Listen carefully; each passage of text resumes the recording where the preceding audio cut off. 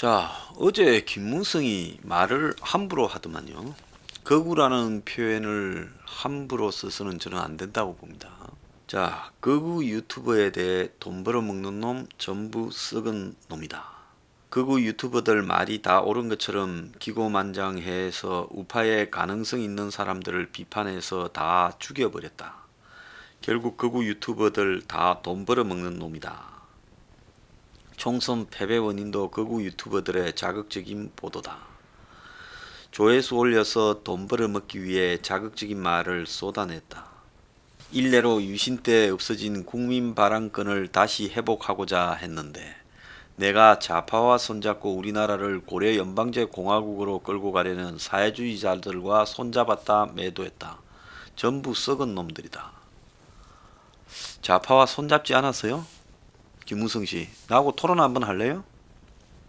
언제든지 한번 하려면 연락 주세요. 자, 언론에 영향력 있다고 그렇게 혼자 떠들지 말고 자신이 있으면 나와서 토론을 합시다. 아니면 당신이 장을 만들면 내가 나갈게요. 자, 참았는데 앞으로 보수 유튜버들하고 싸우려고 한다.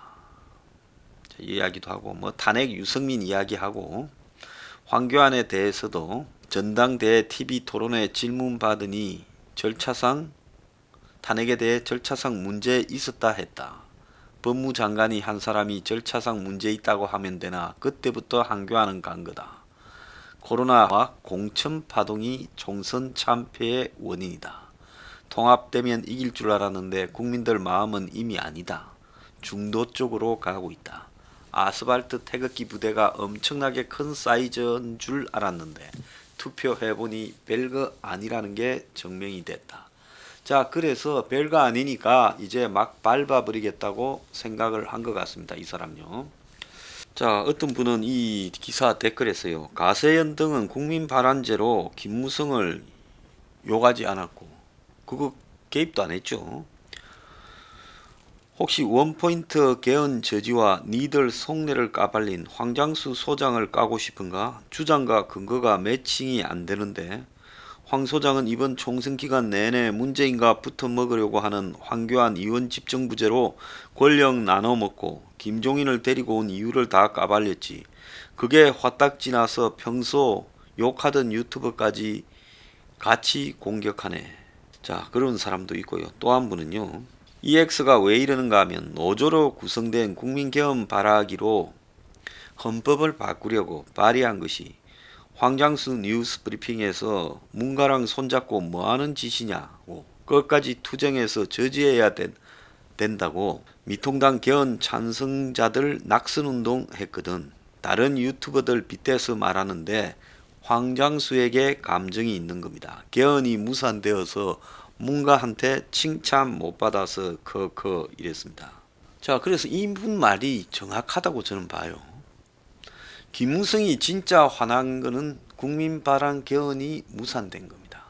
황교안을 용하는 척 하지만은 황교안 체제를 출범시키는데 김무성과 황교안의 내부 지금 이 거래가 중요했다고 봅니다. 다만 말기로 오면서 김무성에 대해서 황교안이 좀 깔아뭉개면서 둘 사이가 벌어졌지만 적어도 황교안이 1월 22일 날 신년 기자회견에서 제왕적 대통령제를 총선 승리하면 개헌하겠다고 지금 생각해보면 황당한 소리죠. 그래서 내가 그때 이미 총선 물 건너 갔다 하지 않았습니까? 아니 총선 승리해서 대통령제를 이원 집정부제로 바꾸겠다고 말하는 게 당 대표인데 그거 미친 액사 아닙니까? 근데 황교안이 그래 말하자마자 김무성이가 2월 11일 날 여야 국회의원들 뭐 데리고 12명인가 데리고 국회에서 국민바람 개헌연대하고 기자회견 했잖아요. 근데 국민바람 개헌연대는 민노총 참여연대 한국노총 경실련 뭐 이런 자들로 이루어지지 않았어요? 그래서 그걸 계속 선거기간 내내 까발리고 낙선시켜야 된다고 했지요.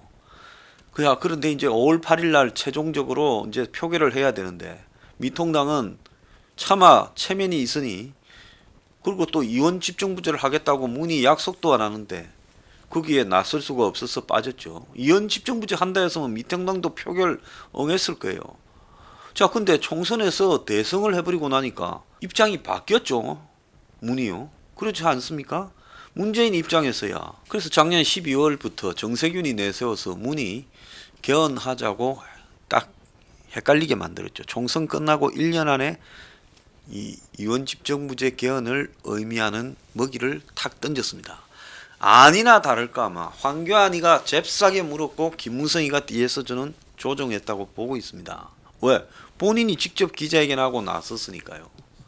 그런데 문재인은 김무성을 그야말로 자신이 대통령이 되고 또 자신이 총선에서 이겨서 좌파들의 세상을 만드는데 도구로 이용하지 김무성에게 한모탈이 떼줄 생각은 애초부터 없었다고 봅니다. 자, 2016년 11월 12월 탄핵 국면에서도 결국은 김무성과 문재인 사이에 저는 박근혜 탄핵 부분에 대해서 하도 말 좀 듣고 잘하라 했는데 안 들어서 화가 나서 탄핵해야 된다 했습니다. 그렇지만 김무성이나 유승민이가 탄핵한 부분은 다른 의미가 있다고 봐요. 왜? 그들이 당을 지금 나중에 1월 달에 깨서 나갔지만 그 세력들이 대부분 60여 명, 62명인가 탄핵 찬성했잖아요. 그런데 그 사람들이 탄핵에 찬성할 때는 아마 문척하고 뭐 박지원이도 중간에 뭐 연락을 했다고 자기 입으로 이야기를 하는 것 같은데 문척하고 지금 이제 박근혜를 탄핵시키고 개헌을 해서 이원 집정부제로 하고 싶어서 그랬는데 일단 박이 탄핵되고 난 이후에 바로 그냥 대통령제 선거로 몰려가 버리는 부분에서 타이밍을 놓쳤고 그러면 문이 되자 말자 이원집정부제 개헌을 이야기할 거라 생각했는데 문이 1년 차에 개헌을 말하기는 했는데 그 개헌이 이원집정부제 개헌이 아니라 분권형 개헌.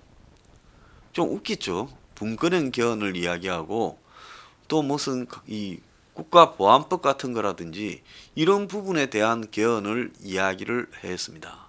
그러니까 문은 그래 개헌을 이야기를 내가 하잖냐 하고 2018년 초까지 시도했는데 문이 원하는 권력 나눠먹기 개헌은 전혀 아니었어요. 그러니까 미통당이 화가 나서 김무성의 부하 김성태가 있을 때 정치적 부하 맞잖아요. 듣기 싫더라도 그거는 다들 그래 생각을 합니다. 김성태가 원내대표일 때 2018년 3월입니까? 이 이원집정부제 개헌을 당론으로 만들지 않았습니까? 그렇잖아요. 자, 그래서 문 보고 이원집정부제 받아라고 계속 압박을 해왔지요. 자, 그러면서 김무성은 문이 힘이 좀 빠지고 문제가 생기면 이원집정부제 개헌을 돌 거라고 생각했는데 조국으로 코너에 몰리면서 2019년 작년 12월 올 1월부터 정세균 총리 후보와 총리를 내세워서 썩 던졌지요. 총선만 끝나면 1년 이내 개헌한다 야당과. 그러면서 명확하게 말은 안 했지만은 이원집정부제라고 생각을 한 겁니다.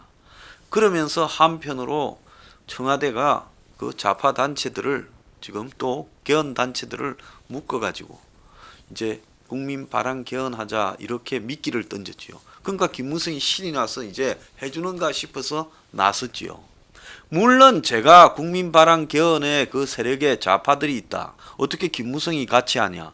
그리고 또 개헌 이상수가 하는 국민주권회의라는 데가 결국은 국민 바람 개헌 연대를 또 이끌게 됐죠.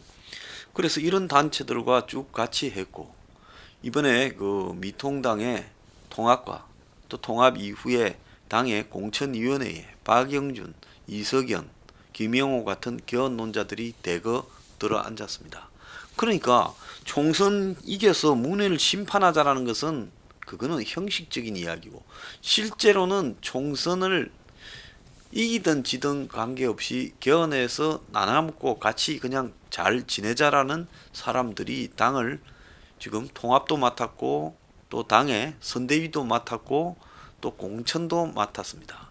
그러니 애초에 선거에 이길 수가 없는 선거였다라는 겁니다. 뭐 보수와 진보가 어떻고 뭐 서로 저변이 작아졌고 기울어진 운동장이 됐고 또 무슨 보수가 아젠다가 어떻고 뭐 국민들이 무슨 코로나가 어떻고 하는데 가장 큰 원인은 제가 봤을 때 이 선거 국면 4달 동안에 선거에서 이기려고 하는 사람이 아니라 마음이 콩밭에 가 있는 사람들이 배에 사공이 됐다는 거예요.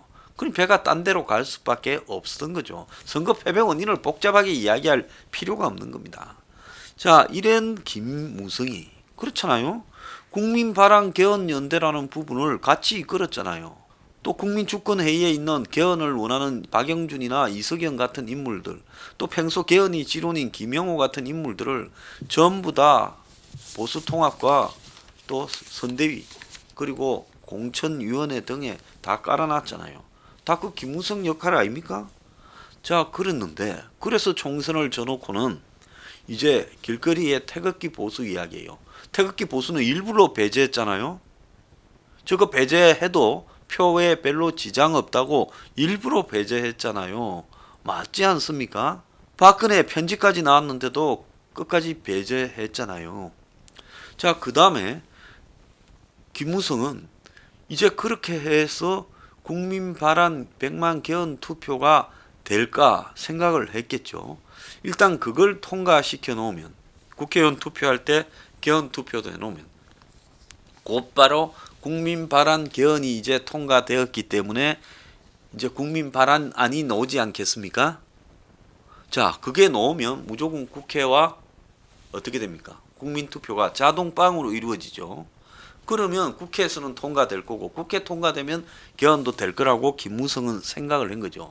그러니까 원포인트 개헌, 국민 바란 개헌 제도로 가는 부분에 대한 이 개헌 시도를 이번에 총선 때 한 거는 요것만 통과시켜 놓으면 총선 끝나고 본 개헌은 총선 결과가 어떻게 되든 될 거라고 생각을 했습니다. 그런데 문척은 적극 하겠다고 암시를 줬고 또 참여연대나 민노총 등을 밑에 붙였겠죠. 그러니까 김은 될 거라고 생각했겠죠. 그런데 이제 그런 부분을 폭로하고 나서고 한둘씩 빠지고 가장 결정적인 거는 문이 총선에서 지거나 비슷하게 나왔더라면 또 개헌을 끌고 가겠지만 180석 이상을 얻었는데 개헌할 필요가 뭐가 있겠습니까? 원래 집권자가 코너에 몰릴 때 개헌을 이야기하고 힘이 있을 때는 개헌 안 하지요. 그러니까 문의하고 싶은 생각이 없었던 거예요. 그러니까 5월 8일 날 투표에도 형식적으로 상정하자고 말을 했을 뿐이고 적극성을 띠지 않은 거죠. 물론 이걸 갖다가 3월 10일입니까? 3월 8일입니까? 발의하고 3월 10일 날 청와대에서 또 발의한 걸 잽싸게 국회로 넘겼지 않습니까? 그까지만 해도 김무성은 청와대가 신경을 쓰구나까지 생각했겠죠. 148명이 발의한 안을요. 그런데 이기고 나니까 문이 별 생각이 없어진 거예요. 자, 이기고 나서도 개헌 이야기하는 사람이 있었지만 그건 다른 의미의 개헌인 거예요. 민주당 내에. 그러니까 결국 총선 이기고 나니까 다 여권 내부에서는 관심이 없어져 버리고 본인만 낙동강 오리알이 된 겁니다. 자, 그러면 한번 보세요.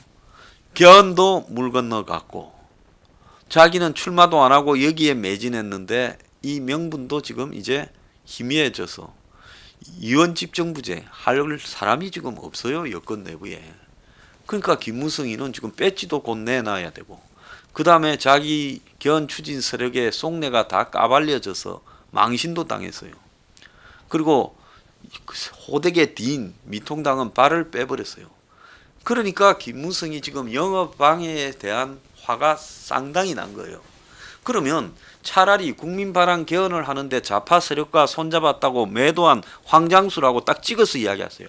보수에서 국민바람 개헌 문제를 한 두세 명이 반대했지 않습니까? 그렇지만 주도적으로 반대한 사람은 저예요. 그러면 황장수라고 집어서 이야기하세요. 이 썩을 놈이라고. 그리고 거부라고 해보세요. 내가 고발할게. 그런 말은 못하고 전부 돈벌이에 혈안이 된 썩은 놈들이라고 했습니다. 자, 그럼 안 맞잖아요.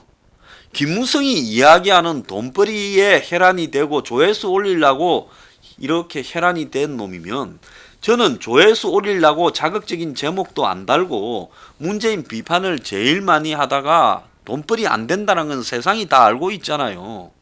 객관적으로. 그리고 나는 거구가 아니잖아요. 국가적 주택 공급을 이야기하는 사람입니다. 그런 거구 봤어요? 그러니까 김무성이가 욕은 나한테 하고 싶은데 그걸 갖고 말을 하면 자기가 치사해지고 자기 미천이 까발려지니까 누가 손잡아라 했냐 민노총 등과 이렇게 논란이 될 거니까 이제 욕을 하기 위해서 돈벌이하고 조회수 올리려고 하는 돈에 누님은 썩은 놈들이다. 그래서 이자들이 그냥 설쳐대면서 저거가 엄청나게 힘이 있는 척했고 결국은 돈벌이 하려고 자극적인 말을 해서 지금 선거를 지게 만든 원인이다라고 이야기를 하는 겁니다. 자, 정말로 선거 때 이 판을 진짜 잘못 이끌고 가서 지게 한 사람은 돈벌이 한 사람들이죠. 그렇잖아요. 170석, 180석으로 이긴다고 바람 잡고 미통당에 무슨 기간지 비슷하게 선거운동 현장이나 중계하고 황교안이 그냥 죽도록 빨아제낀 사람은 돈벌이 잘하는 사람들이 그랬어요. 그러잖아요.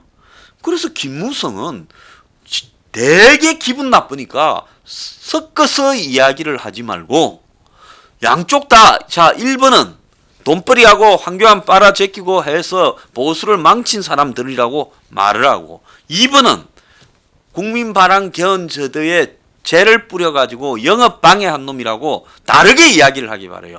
두루뭉실하게 섞어서 마치 국민바람 반대한 사람이 돈도 잡을고 또 뭐 이 미통당을 잘못된 방향으로 이끌어가고 그래서 총선에서 지게 만들었고 더 나아가가지고 뭐 탄핵에 대해서 김무성이 유승민이 욕했고 그리고 조회수 올리려고 완전히 거구 선동적 옐로우 저널리즘으로 갔다.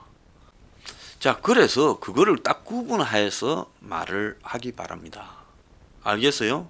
왜 자기 말을 뒤섞어서 하느냐는 거예요. 자, 김무성은 비겁하게 그렇게 말을 하지 말기를 바래요. 자, 김무성이 이런 말을 한 부분에 대해 6월 달부터 문 정권이 어지간히 탄압했는데 더더욱이나 더 세게 유튜버들을 탄압하는데 그 신호탄을 언급한 거 아니냐. 이제 그렇게도 해석이 되고 있습니다. 자, 저는 어차피 이 막장까지 왔기 때문에 뭐 더 탄압한다고 나쁠 것도 없습니다. 그러니까 자, 김무성요. 덩치값 못하게 비겁하게 둘러서 치지 말고 황장수한테 하고 싶은 이야기와 돈 잘 벌고 미통당을 좌지우지하려 들고 돈과 조회수에 혈안이 되어서 그리고 극단적인 주장을 하고 내용도 없는 제목 따라서 선동하는 그런 유튜버들과 이렇게 분명히 구분하길 바랍니다. 기분 더럽게 나쁩니다. 알겠어요? 그리고 자신이 있으면 본인이 언론에 영향력 있다고 혼자 떠들지 말고 저하고 둘이서 맞짱을 뜨기 바랍니다. 그 정도로 흥분해서 손을 보겠다면 직접 만나서 손 한번 보세요. 나하고 한번 붙읍시다.